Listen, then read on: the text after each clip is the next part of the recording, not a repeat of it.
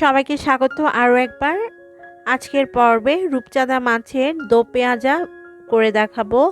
এই রান্নাটা আমার কাছে বেশ ভালো লাগে। সামুদ্রিক মাছের মধ্যে যে কটা মাছ আমি পছন্দ করি তার মধ্যে রূপচাঁদা অন্যতম।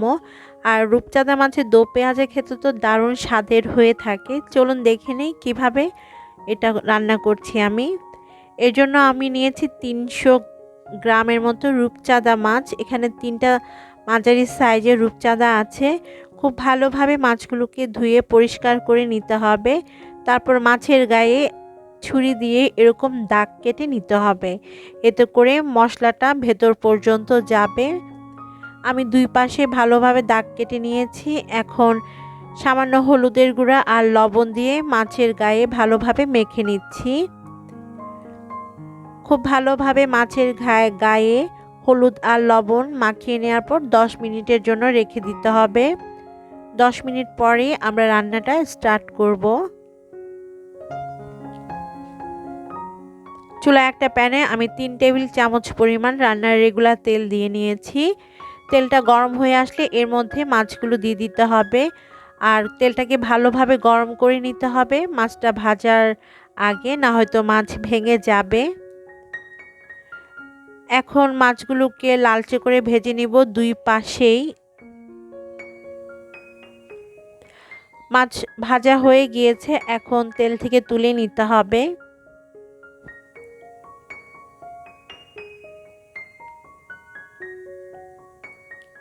মাছগুলোকে তেল থেকে তুলে নেওয়ার পর সেম তেলের মধ্যে দিয়ে দিচ্ছে 1 কাপ করে পেঁয়াজ কুচি। আর পেঁয়াজটাকে এখন তেলের মধ্যে ভেজে নিতে হবে যতক্ষণ না পেঁয়াজটা নরম হয়ে আসে।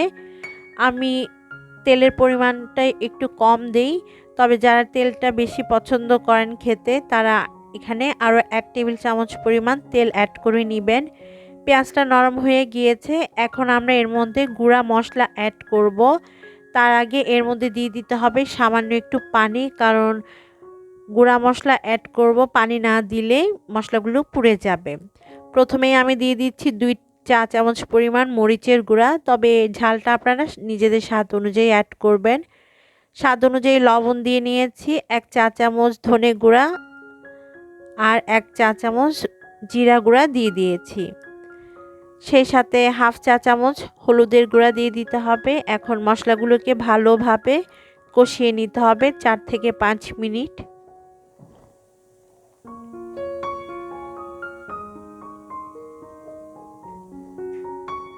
মশলাগুলোকে ভালোভাবে কষিয়ে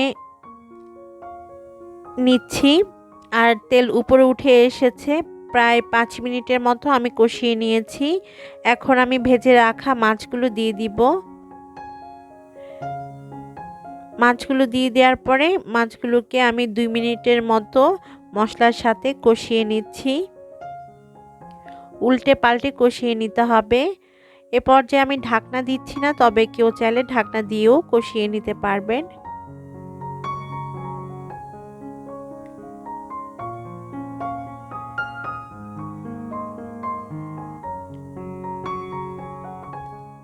এবার এর মধ্যে আমি 1 কাপ পানি দিয়ে দিচ্ছি ঝোলের জন্য।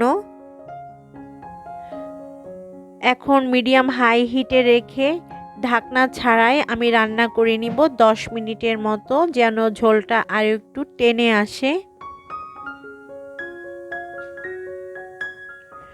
ঢাকনা ছাড়া 10 মিনিট রান্না করে নিয়েছি আর দেখতে পাচ্ছেন ঝোলটা কমে গিয়ে গা মাখা মাখা হয়ে গিয়েছে।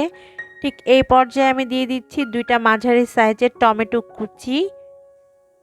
আমি একটা টমেটোকে 4 টুকরা করে কেটে নিয়েছি, সেটাই দিয়ে দিলাম।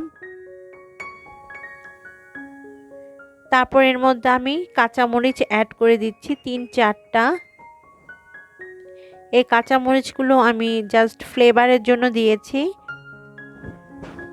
তারপর এর মধ্যে দিয়ে দিতে হবে ধনেপাতা কুচি 2 টেবিল চামচ পরিমাণ।